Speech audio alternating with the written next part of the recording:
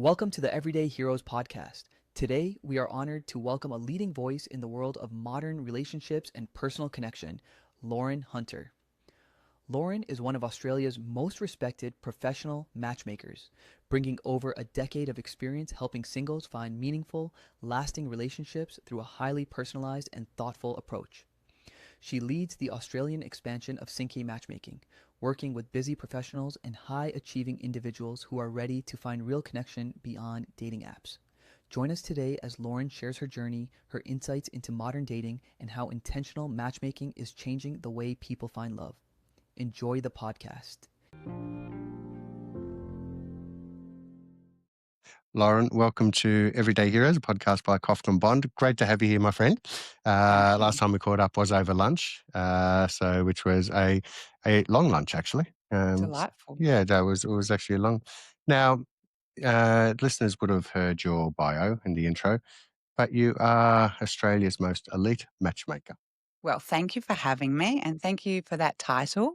I don't know how people define elite, but I am Australia's matchmaker. I probably am one of the very few in this country, and I represent singles all over our beautiful Melbourne, Sydney, Gold Coast, Perth, and beyond. You certainly do. And it was interesting because when we first started chatting with each other, I said to you, having an Irish mum, the thought of a matchmaker was a little old woman dressed in black trying to, marry off a couple that had never been seen before, in ancient Ireland, because that's what my mum thought of, when it came to, oh, if you're 19, we better marry you off quickly, back in the day, in the 30s and 40s, etc. Yeah. But it has come so much further, and especially what you do, it's not just, a swipe here or there or things like that. The work you do is actually quite intense for your clients. But Yes. before we get there, I want to go back. How does somebody become a matchmaker? Um, I'm currently writing a book actually about how I became a matchmaker and how we work as a team. So I've thought about this a lot, and it's a great question. Basically, when I look back at my life, I feel that I was always a connector.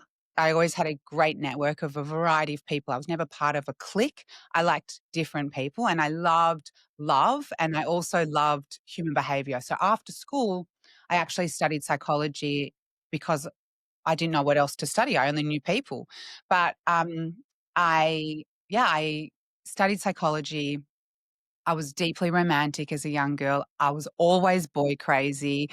And I started matchmaking my friends. And then my studies furthered, and I went into natural medicine, holistic counseling. And one of the components was relationship counseling. And we really studied love and relationships, divorce, personality disorders, which all has a synergy, right? So I then became a holistic health coach because I loved the gym and I was very into my fitness as a 20-year-old. And for about a decade before I had my children, I was working with people in the gym and I was connecting exercises to their personality. I was trying to find results for people all the time. That's just what I'm about. And I got married, I got divorced, and I was a stay-at-home mum. And I really didn't do that. Was a very long story short. When I got divorced, I was like, "What am I gonna do?" Like, I don't know how to make money, and I was quite dependent on my partner who I was divorcing. So I thought, "I'm really good at shopping, really good at shopping." So am I, actually. I So shouldn't be laughing. I am too. I was like, "What am I actually good at?" I just forgot. I lost myself in my marriage. I didn't even know what my hobbies were. I was completely lost as to how to make a dollar. Like, I didn't even know how to create an income. So, oh, you know what? I love fashion. I get dressed up every day. People say to me, "Why are you dressed up?" I'm like, "Why are you not? Why are you in activewear and not even going to the gym?" I agree. Yep. So, I started shopping with all the mums at my school, and it was a great business, and I'd go to Chadston and I'd be like, "Let's make ourselves feel really good. Like, let's get feel good, look good." It's a combination. And then I had this influx of divorced men. At one point, I'm not sure where they were coming from, but people were saying to me, "I wear a suit every day to work. I've got a date on the weekend. Can you take me shopping? I need some like chinos or like make me look cool for the date." I was like, "Sure." And bit by bit, I was learning about their dates. I was hearing their feedback. I was asking them what they liked in women. And I said to them, "You know what? I've got a girl for you." And it was just a roll-on effect. I wasn't planning on becoming a matchmaker, but after 20 or 25 years, I can see that it was all meant to be. The universe was handing me this, and it's in my blood. Like, I was just born to be a matchmaker. Does I that answer your question? It does, and I actually, in having known you now and getting to know you, I think you're definitely born to be a matchmaker without a I talk doubt. So, about dating and, yeah, alignment, and I feel more aligned than I've ever felt in my motherhood, in my career, in my partner, in my relationship, myself, and it's about maturing and evolving and growing and knowing who you are, and it's just a good match. I'm a good match with matchmaking. but I think there's more. I mean, if we, um, I remember when I first saw Tinder was when my oldest son probably was 18 or 19, and I thought he was gonna get RSI. He just kept and I thought, "What are you doing on your phone?" He said, "I'm looking for a date." And I was with my mum actually, and we looked at it and said, "Seriously?" He goes, "Well, how did you guys do it?" I said, "Go up and say hello to someone." That's it, You know, and so so is that's that part of it. connection. But one of the things I know whereas something like Tinder, all you're really seeing is a photo of somebody. And realistically, they're gonna hopefully put up a good photo of them. You'd think that's a Not one with a fish? or a tiger. A VB? No, so it's, well, if that's their best photo, but it's, but the thing is though, if they will actually do it on looks, whereas you go into a lot more depth, I know. You actually get to know the person, you actually get to know what they're looking for. So I'm assuming that comes from your, study of psychology as well? So in respect to just not setting up somebody just because I'm looking for somebody who is, 5'8" plus blonde, so it's, That's your easy to do. Like, yeah. you can match people just based on those things really easily, but, I believe that my intuition I've got a very strong intuition. I work off energy. I said that's not woo-woo, like, I just feel energy. I'm deeply, um like, I just feel people's energy and I bounce off that. I also work off compatibility, and I think my studies plus my own life experience has really helped. I don't know if I could have been a very good matchmaker in my 20s, but I think being married and being divorced and understanding what is good for you, listening to your nervous system and thinking about, they say the most important decision that you make is actually a partner. And I have no regrets. I had a partner and a marriage, and I was deeply in love and had very strong chemistry. And I luckily got two beautiful children, but we weren't compatible. And I accept that. And it was a grieving process. So, um, just one more thing about becoming a matchmaker. I just thought of it. I used to get home from school and switch on the TV with my grandmother, and she would feed me Romeo's schnitzel and we would put Greg Evans on. Yeah, Perfect match. okay. And it was a blind date. Do you remember this Yeah, I do show remember. with One the of my school robot? friends was on it, Brett Whitehead. Oh my Shout god, it out to was you, Brett. my favorite By show the way, Brett ever. ended up meeting Risa when they were 19, and they're still married with kids today, so there you Oh, go. that's a beautiful story. There's lots of great stories like that. Yeah. So matchmaking was very much in my family because I would watch that after school, and I loved that Greg show. Evans, is he a marriage celebrant now, from I memory? can't remember, but Yeah. God, I would like to go back and watch that show It's a because, classic. it's the best dating show I've ever seen. Yeah, yeah, absolutely. The with the let's say, somebody comes to you, and what I've found is that a lot of people talk about the aesthetic look of what they're looking for in a partner, but not the person they're looking for. And you mentioned with your ex-husband just before that, all these things, but you knew you weren't compatible. I Y didn't know at the time, Yes, but yeah, now since growing and evolving and looking in the mirror at what I did wrong and taking ownership of mistakes, we just weren't compatible. It's yeah. not the end of the world. I just wanna be smarter in my future matches with myself and my clients. And I think a lot of people are looking at very superficial attributes rather than alignment, depth, Do you think and that's come from social media where it is actually or two-dimensional? like Look at me leaning on this car that's not mine," or, so it's amazing because I would hate someone to swipe me based on what I look like. I'm yeah, so much more than my photo, and I believe in myself, and, yeah, looks are great, and guys obviously want a hot girl, like, it's great. But when it comes down to a wife, They want someone genuine and honest, trustworthy, reliable, and thoughtful and reciprocal, like a reciprocal, not a taker. And they're the things that my clients actually look for. They are elite. I don't like using that word too much. What does elite mean then? Elite to me means someone with really high values, integrity, hardworking. It's got nothing to do with money. And I think people get it real misconstrue that word. Like high value doesn't mean high net worth. Like that is not the definition for me. I keep zero cares about money. And just because my service is expensive doesn't mean that's the focus. I still have integrity with my work and I still will do matches based on compatibility and alignment. And I'm going to stick to that forever. So you do matchmake for both men and women. Yeah. So is there a difference you find in what either of the sexes are looking for? Or does Men it still come down to an individual? unnaturally want someone good looking. And I think, and I advise my women or my clients, work on your fitness, be the best version of yourself. Same with men. I Nobody was gonna say, wants a, what happens if a man he wants that, but he's not radiating that image himself? the funny thing is that I think Doesn't groom himself women, well, doesn't dress as well, maybe he could look after well, they're himself a bit things we more. can fix. Yeah. Dress sense, I feel like I can fix. And I actually add that service because I was a personal shopper. I do help my clients to make them look the best they can on their dates. So that's a bonus with me because like I love them showing up in a crisp white shirt, their best version. Don't wear a sloppy t-shirt. And I really help with that process of feeling good and coming into the date positively. What was your question? So is there that difference Oh, between, yeah, the men and women? the women I feel they can get past someone overweight if they feel safe and protected and adored.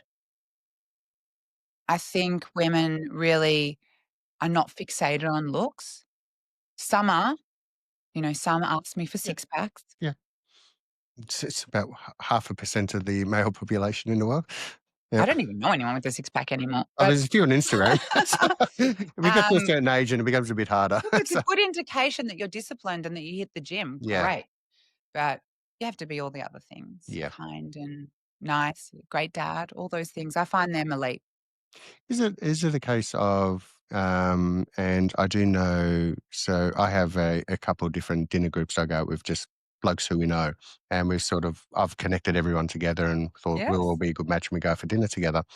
But there are very different personalities, and there's sometimes, and I don't know about women, so I've got a lot of female friends, and they're quite open with me and things, which is great. But with the men, you have some men who are full of bravado, other men who are introverted, some men who just talk a load of crap.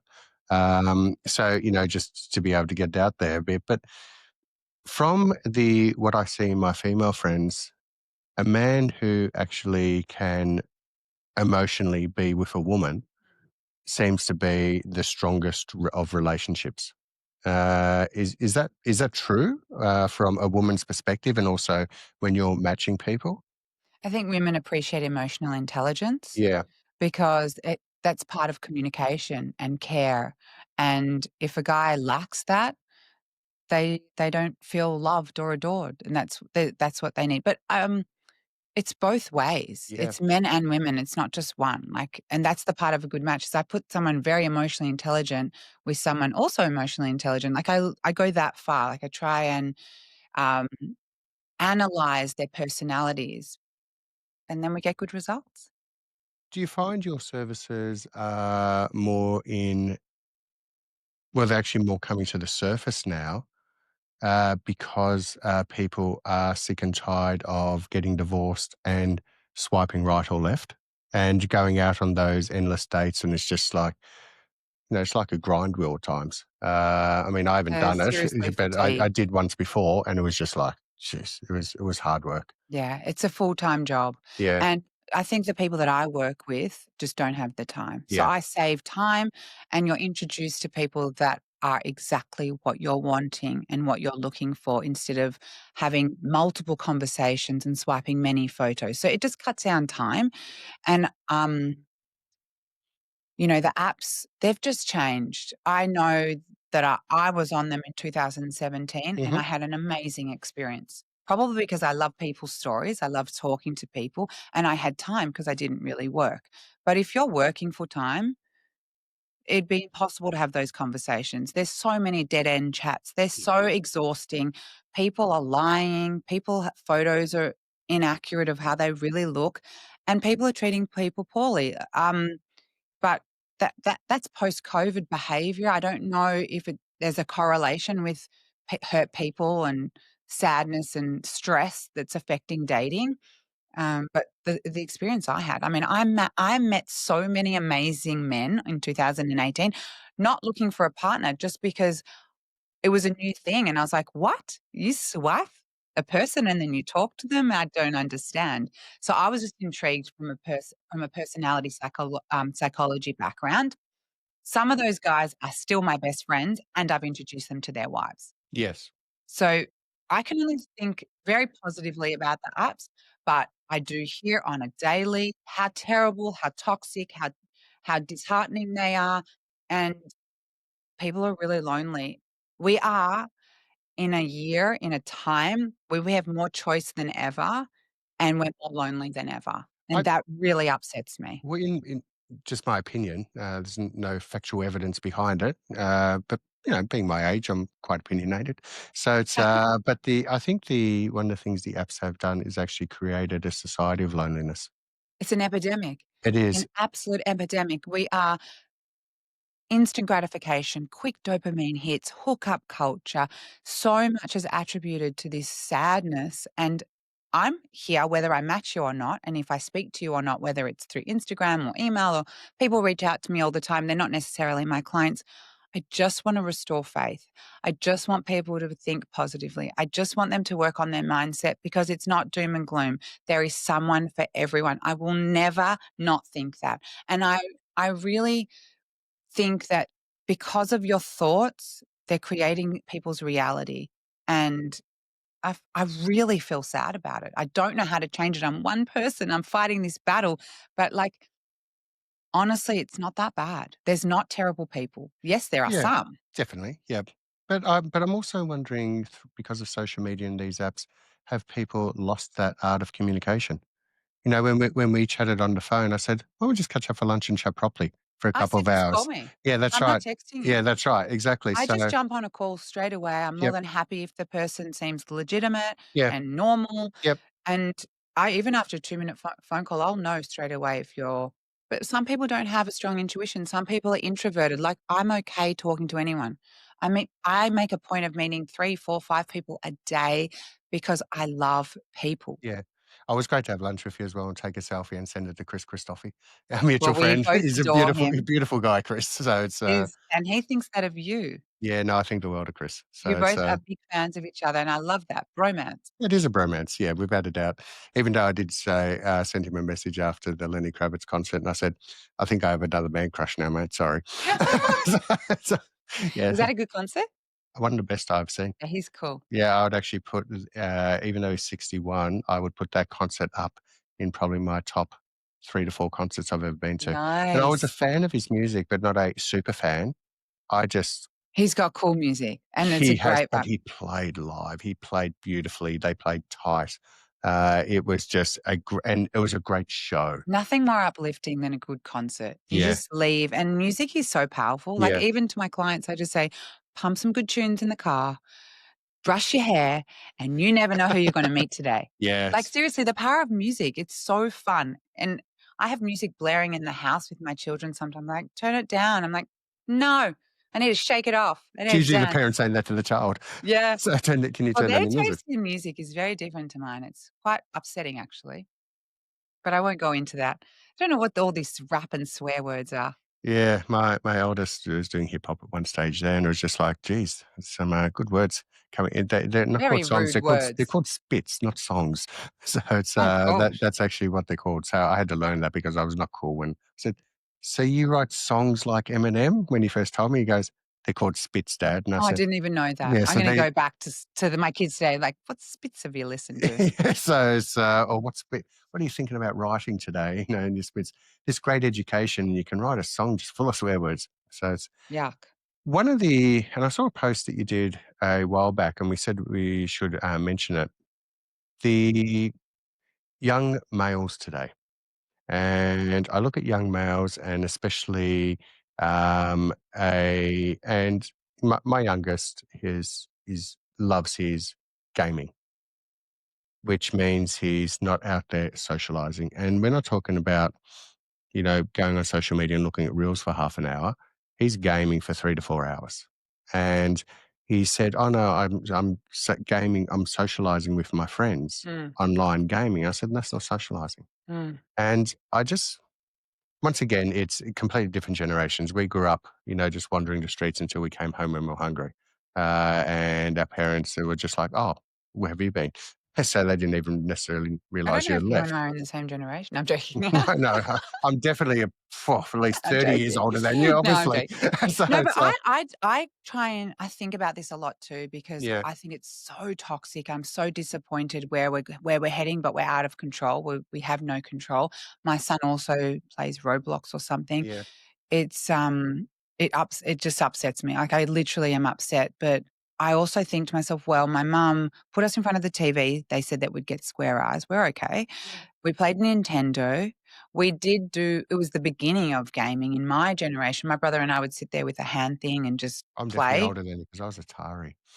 The old Yeah, the well, Space Invaders that's Atari. when you were talking. I was like, "I'm not sure if you're in my generation," but my brother and I would go outside for a bit, then play some Nintendo, PlayStation. It was all happening.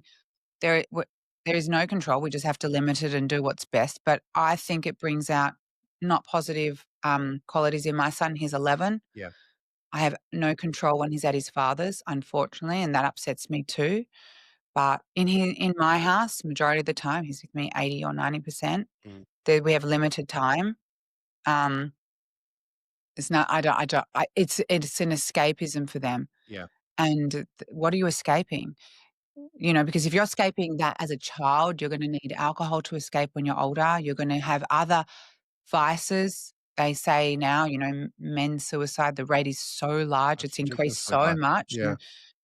and eating disorders in men, like, it's crazy, but I want my son to be able to communicate his feelings and feel the feels, ride the waves, and talk to me instead of sit there and zone out and numb his emotions, so that's what I'm fighting for in my house. One of the things I actually notice at kids who do a lot of gaming is when they're talking to you, they can't look at you. Their eyes are always wandering. It's they actually can't. Eye contact is Yeah, my and when I favorite. say kids, I'm talking people in their 20s who actually doing things like studying law, but when they're talking to you, actually can't look at It's you. crazy. It is, and I actually put that down to the gaming. Now, in saying that as well, I also know that I'm a different generation to my children. There's a couple of generations in between, the two of us, the three of us as well. But I also look at the fact of saying, I know that when I was young, their age, say, when I was Josh's age, I was already a dad to him. But it was, so he's 29. But there was it just seemed to be different. Now, I don't necessarily know if different is better, but from our perspective, growing up and a few generations after us, for us to socialize, we actually had to either pick up a phone and dial a number. We had to I have go a out and Mickey see Mouse people. phone. You know the Mickey Mouse phone? Yes, yes. I do. I still remember the very first time I got a mobile, The and brick? I brought it out with me, but no one had my number. I don't know why I brought it. Back to those Nokia days and the BlackBerry. Yeah, Beautiful. yeah, I took absolutely. my BlackBerry overseas and had to just call my mum. There was no FaceTime, but Yeah, we're showing our age for sure. definitely. So it's tough to be 35 nowadays, isn't it? So, I think though um, just those generational differences where if you haven't just gone out there, like you can be grown up in a generation like ours and still be introverted, but you still actually were communicating with people face to face. And personally, I think the COVID and the lockdowns were just horrendous for everybody.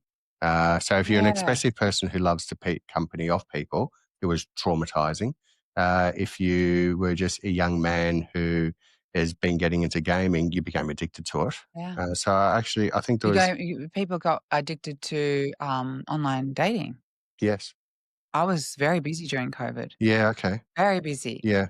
Um, yeah, the whole screen thing is just. I just even on the train. I don't catch the train or the tram, but my kids. I know that they're just not even like back in the day when I lived in Toorak Village. I'd catch the bus to school, and my friends were on the tram going to St Catherine's or whatever.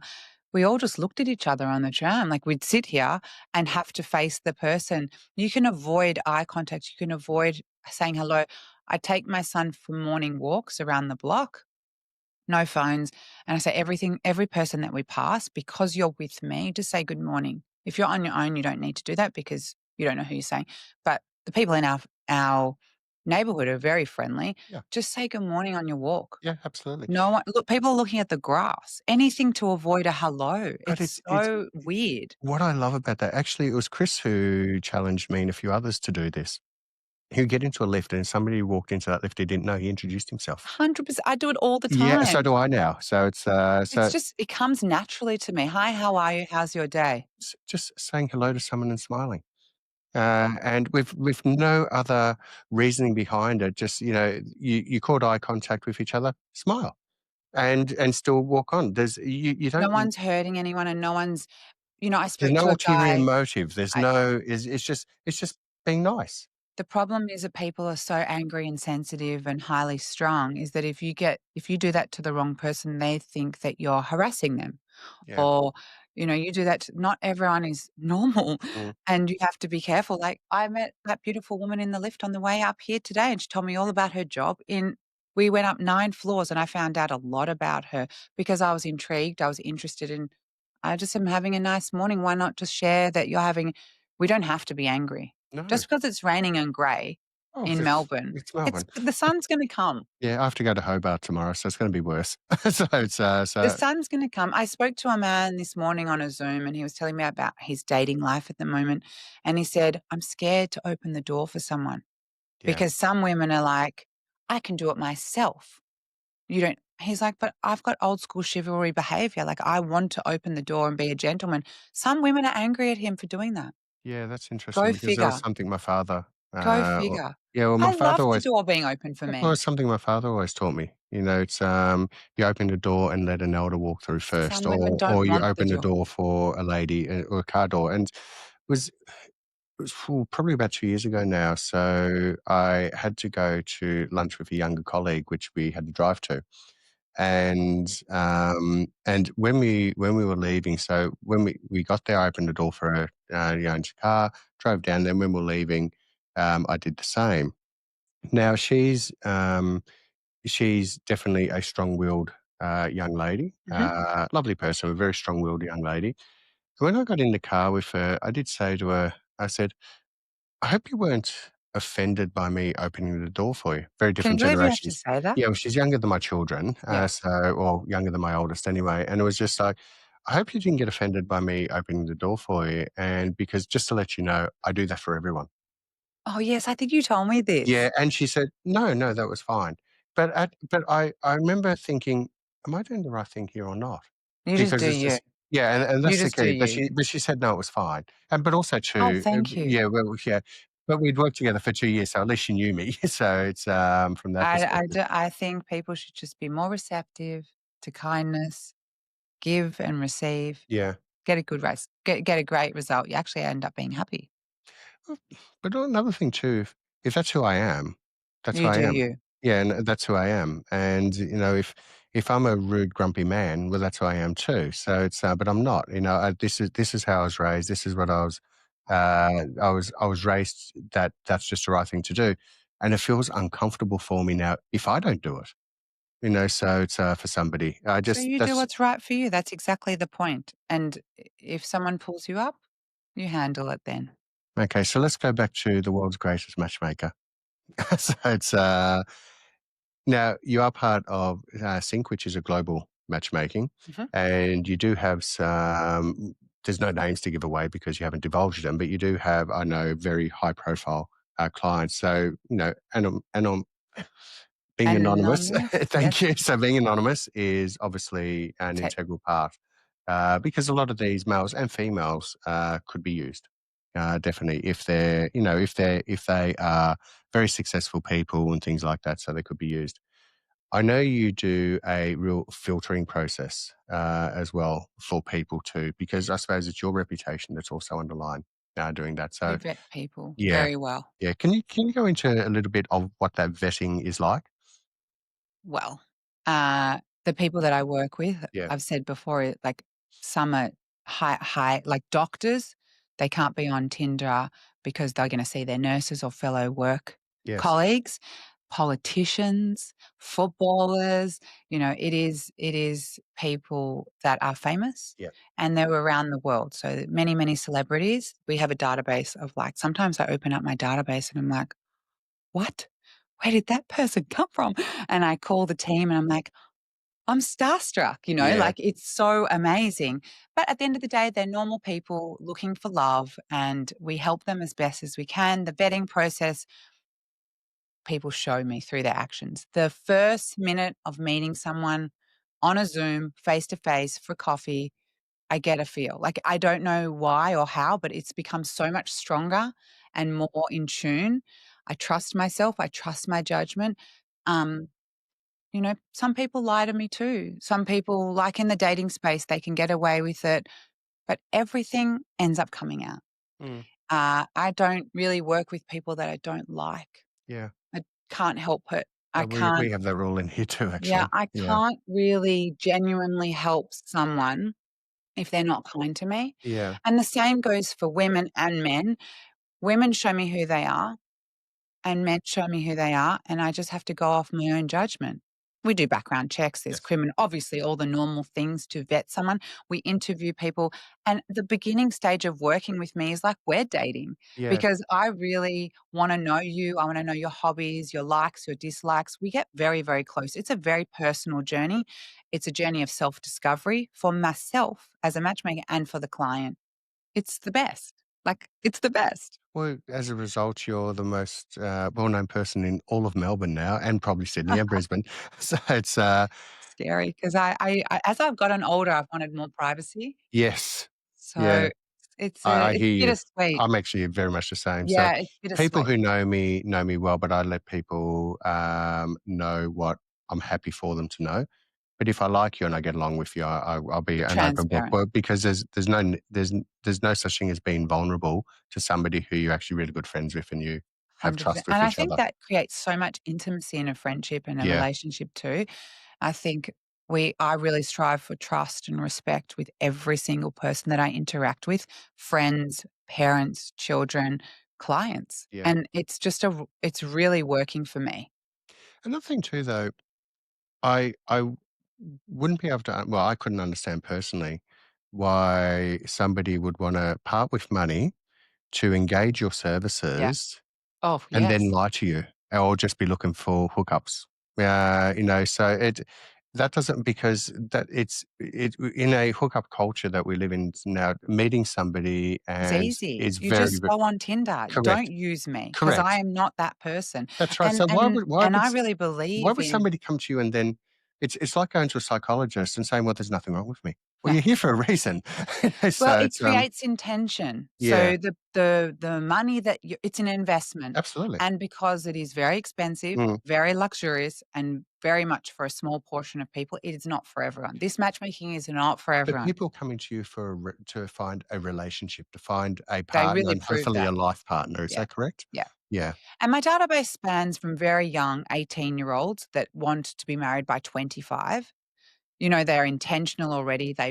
I knew at 14 that I wanted to be a mother. yeah, Not everyone's like that, yeah, but there's a few on my database, 18 to 85. I've got widows, I've got divorcees, and it's such a diverse range of people.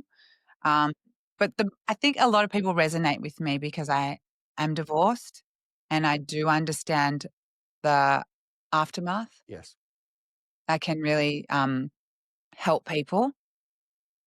No, and well, I know from my own experience, it's been a case of when I separated, it was people did. I don't think my oldest son, I think we'd been separated for about 4 or 5 months before I even told him.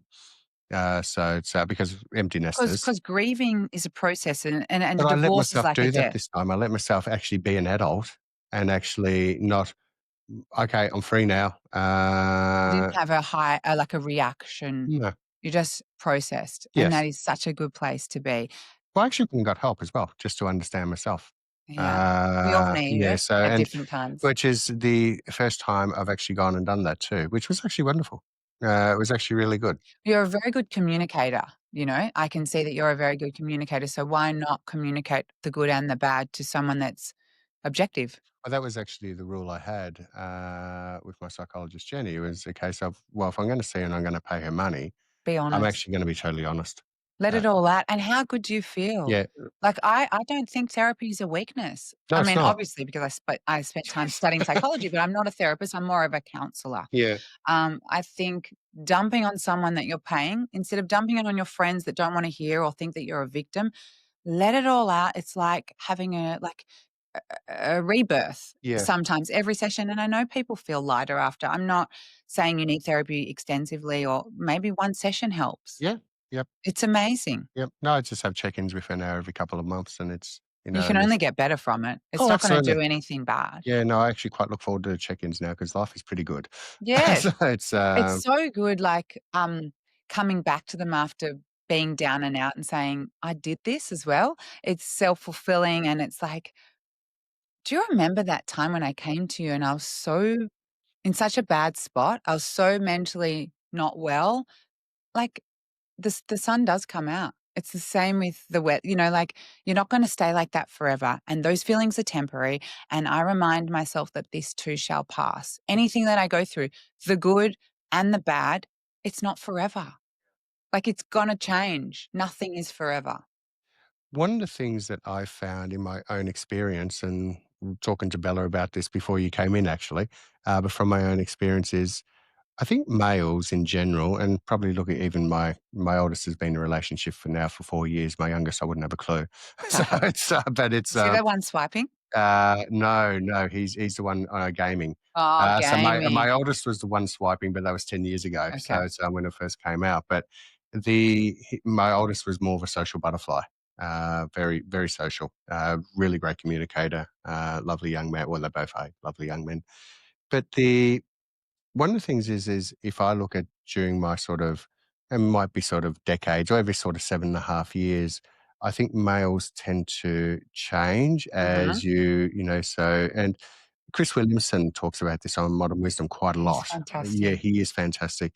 And he does talk about this quite a lot. But I think one of the things, nowadays is, so a friend of mine a few months ago said, well, if you were to date Tony, you know, what qualities, what are you looking for in a woman?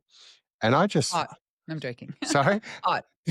Well, that was actually the one thing I didn't And no say, that which was the most interesting part was, and people she's, are ashamed. well, You she, don't need to be ashamed. Do you want someone well, hot? she's actually a psychologist herself, but it's, but she said, "What are you actually looking for?" So I just, I reeled off a number of things I'm looking for, and she said, "You haven't once mentioned looks," and I said, "Well, I want to be attracted to them, Mm. but for me to fall in love and have a relationship to look like it's a forever one, I need to know that I can do all these things." And like she actually pointed out one of the things which she said she actually really liked. I said, "Well, I sometimes travel a lot for work. So if I'm up in Sydney for a week in our Sydney office, or if I'm overseas for a week or two with work, the one thing I would love to do is when I'm overseas is actually think of that person and smile." Yeah, it's a good So it's, feeling. and just smile because I know they're there, when I come home, type of thing. They're the type of things, and it's, now you would never have heard that come out of 21-year-old Tony's mouth, who was living overseas and living the dream, so as a young fella. So Aren't you happy that you've done that growth that you can see where yes, you've come? yeah. Some people go through their whole life and not even look at that. So you've got so much depth that you're actually taking the time to do self introspection.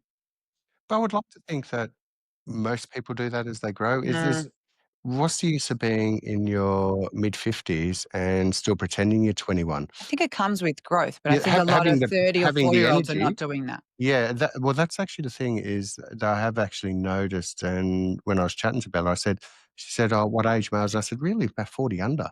I see a lot of them who are fake. So a lot of these young men who are in business, they are saying things which you just know are not authentic. You know, having the ability to be able to read people or just be able to hear what's coming out of their mouth, but see what's coming off their face. Uh, Words are nothing though. no, you They're actually just have a look nothing. at their reaction in their eyes. They give people will give away everything from their facial expression, Mine and says too much.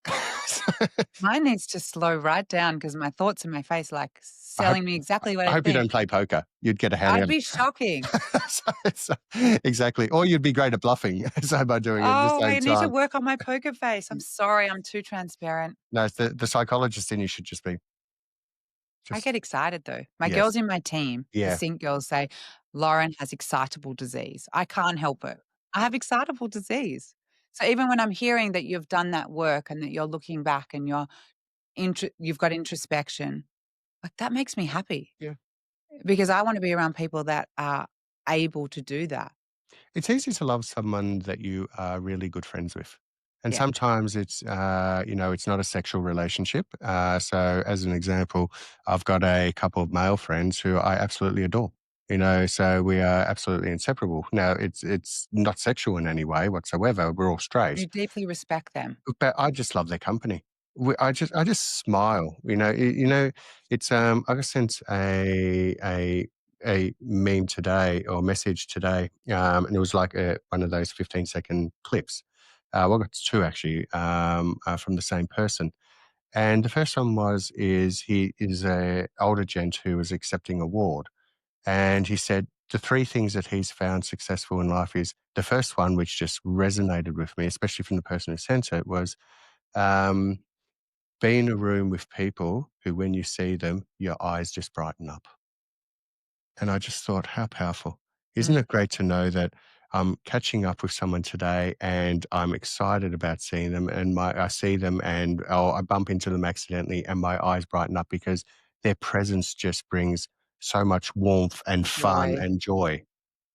That's what from my personal opinion, that's what creates a great long-term relationship. And I think one of the reasons too is that because you can actually just be sitting on a couch and not saying anything to each other, but just enjoy being in their company Yeah. or listening to My loud partner music and and I countering go around the park and dancing around the kitchen. Yeah, my partner and I go for walks together, Yeah. like power walks or whatever, and I said, "Just put your headphones in." He goes, "But I wanna go for a walk and talk." I'm like, "No, there's nothing to talk about now. I'm gonna listen to my podcast. I'm gonna listen to my music, but I love you next to me. I Yes. love the walk next to you." And people see us down Turek Road or wherever we're walking, Yeah. like, "They must hate each other. They got their headphones in." And I'm just thinking, it's the opposite. We're Yeah. actually having the best time just being together, but we don't have to be clingy and touching and yeah, it's safe. It's a safe space, Yep. which I love. Yep. So from your perspective, where is love going in Australia moving forward before I go to some rapid fire questions with you? Yeah. So where do you think love is heading in Australia? Say let's do it for the say under 35s and the over 40s. So let's look at that question from two perspectives, male and female. Well, both. Yeah. Let me answer both first, Yes. but, I believe Australia's picking up and growing that the apps might not be the solution. So Mm, they have relied on the apps and really hoped that they would change things. I think I'm doing my best work screaming from the rooftops that love is great, believe in it, trust it, open up to it, and you'll get good results, whether you work with me or not. I'm not here to get clients. I just actually just want everyone to feel what I feel, that never lose hope. For women, I think it's really important. Like there's statistics out now that really shock me that by 2030, most women are going to be childless as opposed to our generation where we were all having kids at 25. 25-year-olds, even unless you my generation, which is right? older than yours. I think they really need to work out where they want to be, if they're career focused, if their motherhood is their number one choice, and just work towards those goals. I don't think you can have it both. Unfortunately, I'm not sure. Something's got to give. So, I was a stay-at-home mum and I went without because I chose to be at home. I don't want to be judged on that. But you And I'm also not had a professional background. I did, but I You didn't work for 10 No, years. that's right. But the thing was, though, is it wasn't from the age of 15 you said, "I'm just finding a man who can Oh, keep no, no, no, me." I didn't want to be No, rescued. that's right. I Yeah. Yeah, worked absolutely. and I paid rent for my single mother Yes. and I Yep. did the hard yards, but my number one thing was I wanna be there for my children. I'm not paying a nanny. I'm not dropping them off at grandparents. I wanna be a mum. Like, I actually wanna I didn't realize how hard it was gonna be. Yes. So, it's harder than any job I've ever done, and I've done some crazy jobs. Yeah. Um, so as a 20-year-old woman, don't just fight to do the corporate ladder, to climb the corporate ladder. Like, don't wait till you're 39 to realize I actually want to be a mother because it's hard. Don't waste your years of your youthful years and then think it's too late because I'm meeting a lot of hundreds of thousands of women that are 35 to 40 and stressed. And men run a mile, and this is the truth, and I feel bad saying it, but they reek of desperation. Men are scared, and it's just not a good place to be. So if you know you want to be a mother, think about your choices from your early 20s. I knew early 20s, by 30, 100%, I'm going to be married with a child. Yeah. It happened for me. Yes. Maybe I settled, maybe I chose wrong, but I did exactly what I wanted. But you have 2 beautiful children. Thank God. Yeah. Then I divorced at 37 and I had 2 beautiful children, and I was in a great position. I'm not saying divorce is a great thing. No. It's not the end of the world. Yeah. It's not failure like I believed. Yeah. And so if you're a woman, take dating really seriously and think about what you're doing and where you want to be.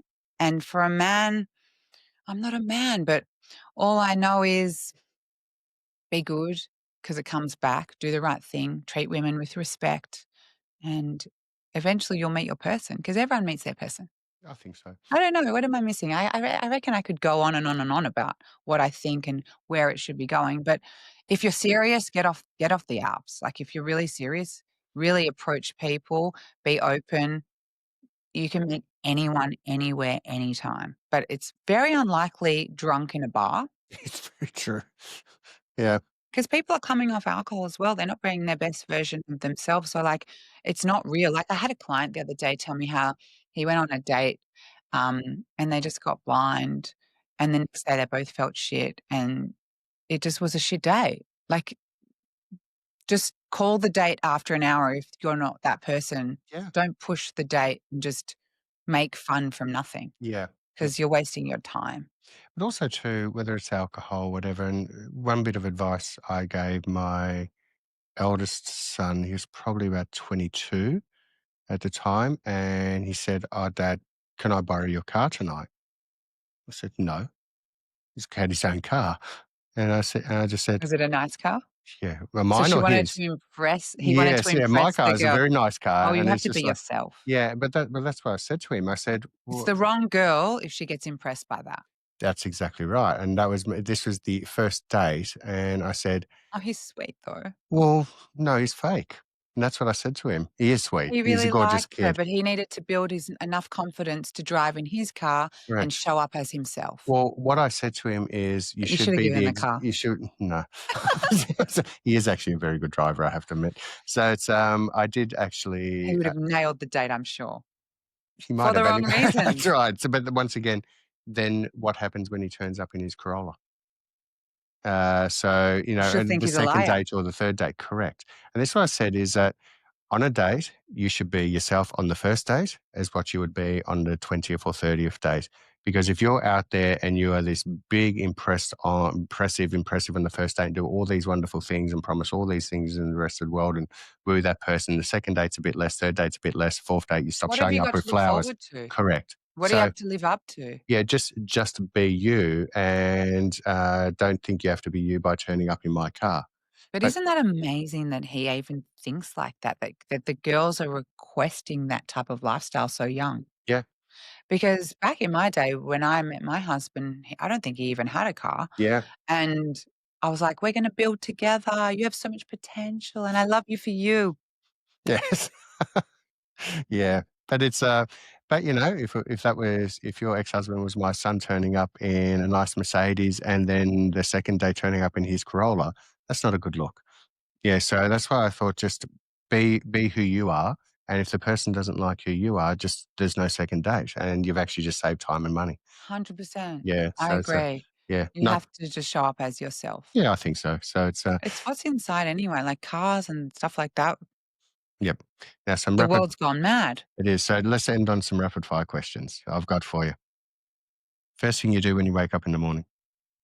Kiss my son Oh, how because beautiful. he's often next to me. Yeah, okay, how beautiful. Oh my god, if he sees this, he'll be upset. I told you we don't edit. So I do, I kiss my son, and I actually have taught him to thank the universe for another day, and so that's we both beautiful. lay next to each other, and he puts his beautiful arm around me, and he says, "Thank you, God," or Mm, whatever we call him, yep, um, because I tell him, like, "There are people right now in the Royal Children's having chemo, so you're a lucky boy, we got hot water, we got a beautiful home, we got fresh food," and for many years I'll tell you why. I know you wanna go to the next question, but right, I'll tell you why. For many, many years, where I lived and what I had was not much, and so I always thought my kids have, like, not the best life, and I just want them to be grateful for what we have at that time, and yes, things have gotten better and we have more things, and life is easier and less stressful, but I still want him to know that there are children that actually don't have hot water, and we're just so lucky that we can shower. very, very Like, honestly, I really, really believe that. I have not had a hot shower now for about 8, 9 years, Oh, I can't live without them. Don't tell but me you do the cold showers. that's all I've ever It's done. too much. Well, no, I was Try training washing this hair for 20 minutes in cold water. No, it's easy for you. It's a quick no, pretty much, I'm yeah, having so boiling hot and I love it. yeah, no, men's morning routine preparation is a lot simpler than women's, so without any doubt, so Yeah, that's what I do in the morning, yeah, and I do it repeatedly. that is beautiful. Um, coffee, tea, or green smoothie in the morning? What you go to? Definitely coffee. I love, obsessed. That's the one thing my ex-husband got me onto. I hadn't had a coffee till my late 20s and I got addicted and I'm so angry. Do you know I love coffee, but still to this day, I've not tasted a coffee as good as it smells. Oh, I know, I love. I'm The happy with the smell coffee, you know, when and you then open up and then a fresh bag of beans and you just mm, the smell is I'm just gonna get one soon. the Bella, make me one. I'm joking. the smell is just sensational. I'm so excited, but Yeah. and then I usually have a green smoothie throughout the day. So, but I'm not really mad on tea. Green tea, peppermint tea if I'm having chocolate at night. Yes, So I yes. have all 3. Dark chocolate? Obsessed. How dark? 70%. Okay, that's good. We feeling it? Yeah, I'm definitely feeling it. So, definitely I'm feeling a it. very, very sweet tooth person. Yes, so Love. But, from my holistic health days, I know that sugar feeds sugar. mm, So, yes. God. But I don't drink and I don't smoke and I'm very boring. So let me have my coffee and my chocolate. Yeah, no, I love I've actually lost my cravings over the last probably Sugar? months for sugar, yeah, so it's, Sugar feeds sugar. yeah, The it's less you have, the less you crave it. correct, but I love my coffee.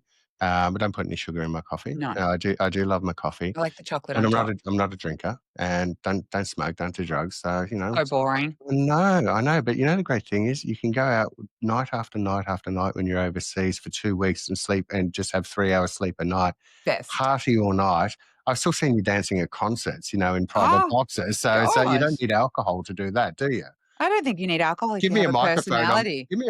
I'm singing karaoke, I don't need to be drinking to do On karaoke. t I can dance on tables till 5 in the morning still. Yes, I have that's right. so much I could do that with totally sober.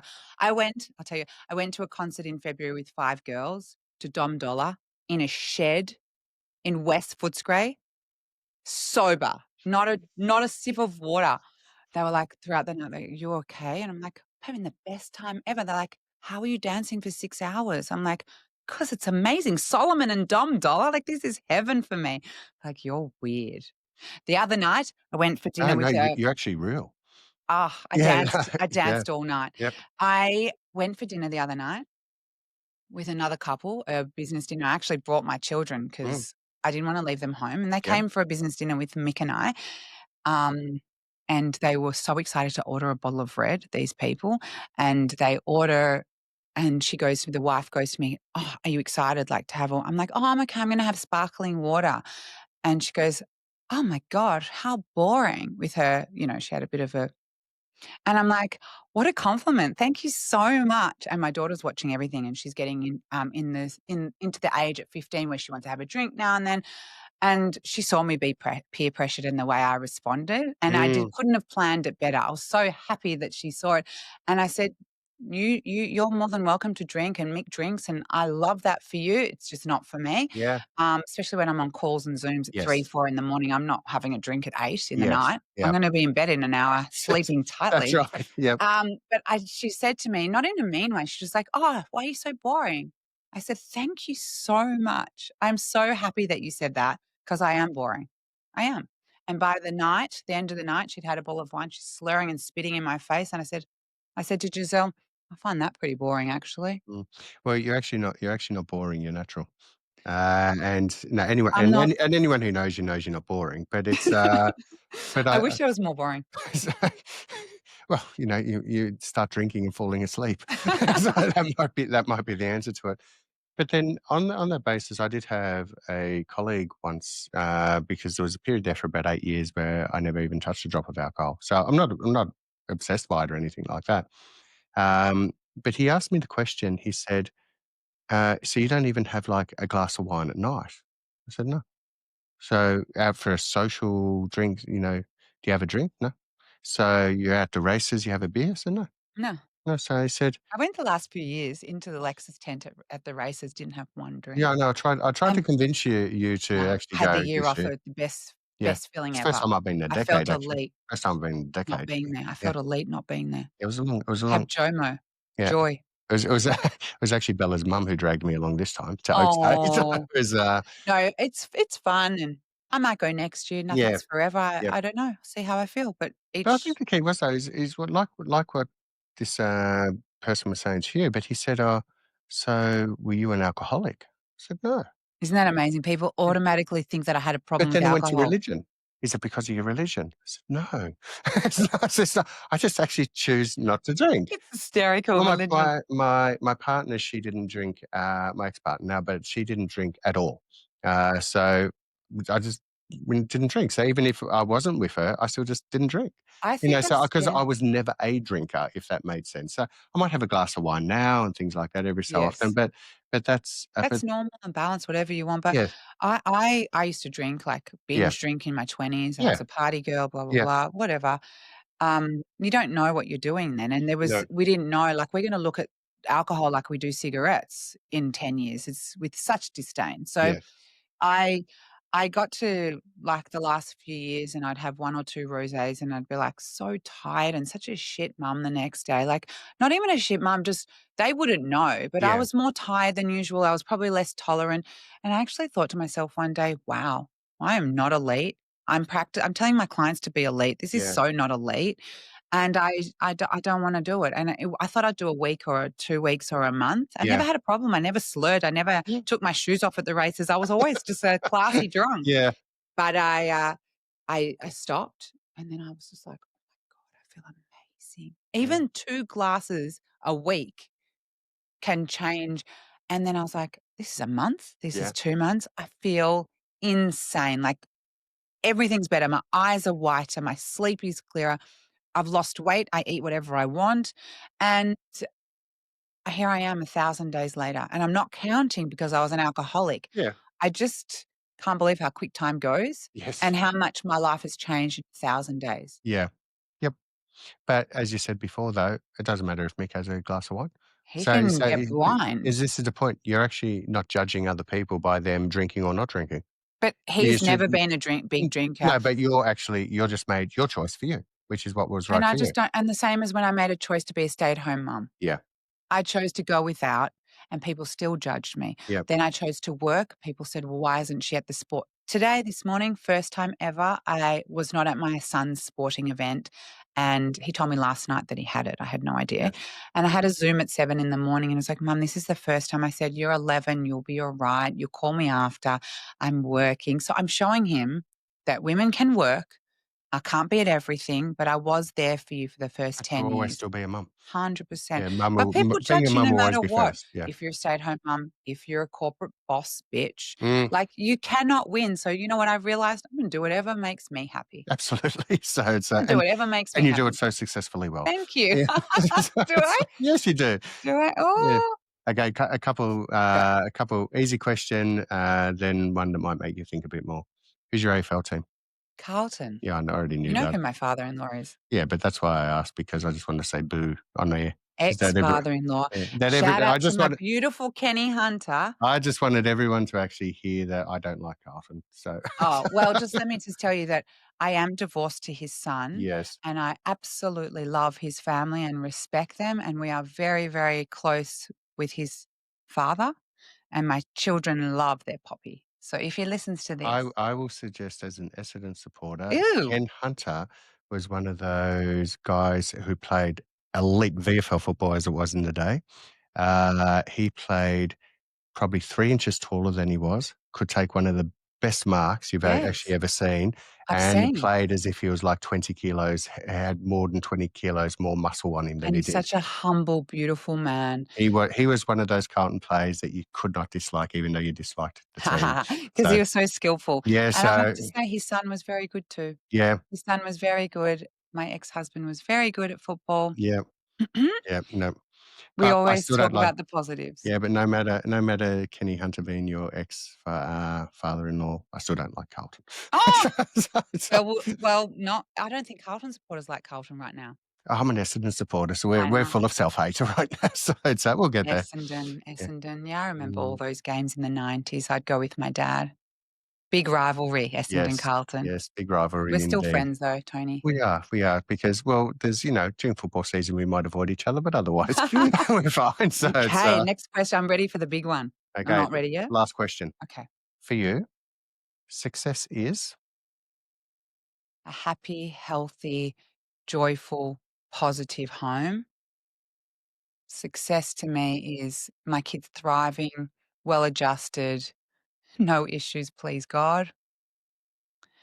And success to me is just matches walking around this country saying they met through me. That's a great success, not because I get paid now. I've always felt that.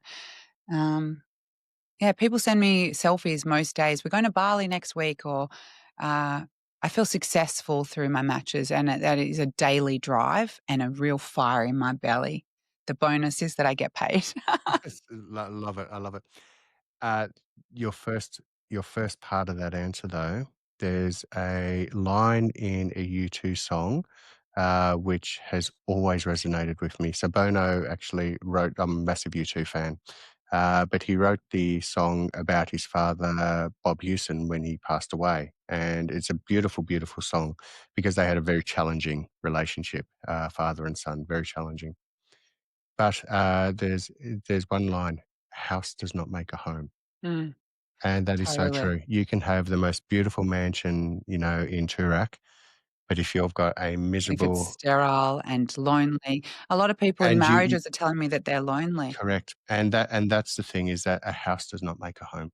A No. home is the people make the home, and your Yeah, and I work relationships make towards the that, home. I don't have a perfect nothing's perfect. Yeah, I'm not here to tell everyone that it's perfect, but it's a daily job that I try to make successful, that my kids wake up and just are happy. Like, you're only as happy and you're only doing as well as your kid. Like, your kids, like, they are everything. That's all I care about. that's actually a perfect segue into the second meme I got from my friend this morning.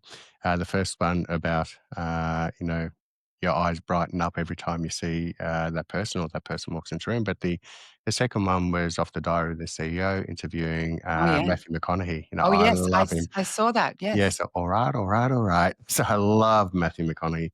He's just He's such a devoted to, what's her name? K What's her name, the partner? forgotten his wife, but she's Anyway, yeah, but they like 20 years later. they are absolutely devoted to each other without Yeah. a doubt. But it was, aim for perfect, but don't expect it. So if you're, and there's a saying that I remember being told years ago: aim for the stars, because even if you don't hit them, you're still well above where you were when you started. Yeah. Yeah, and I think that's a good result. Yeah. I've struggled my whole life with perfectionism. Yeah, So it's just a matter of just accepting, yeah, exactly just right. doing the best you can. Yep. Lauren, my friend, thank you for coming in Thank today. you for having Really, really me. appreciate it. We should go and get that coffee now. Yes. It's I'm wonderful. so excited for the coffee. Wonderful. The Kofkin Bond podcast is a product from Kofkin Bond and Company, which we are an authorized representative of Count Financial. All information in this podcast is for education and entertainment purposes only. It is not intended as a substitute for professional, finance, legal, or tax advice. The hosts of the Kofkin Bond podcast are not aware of your personal financial circumstances. Before making any financial decision, you should read the product disclosure statement and, if necessary, consult a licensed financial professional. Do not take financial advice from the podcast. For more information, head to the disclaimer page on the Kofkin Bond website, or you can find resources on the ASIC website and find a registered financial professional near you. In the spirit of reconciliation, Kofkin Bond Co. and the hosts of the Kofkin Bond podcast acknowledge the traditional custodians of the country throughout Australia and their connections to land, sea, and community. We pay our respects to their elders, past, present, and extend that respect to all Aboriginal and Torres Strait Islander people today.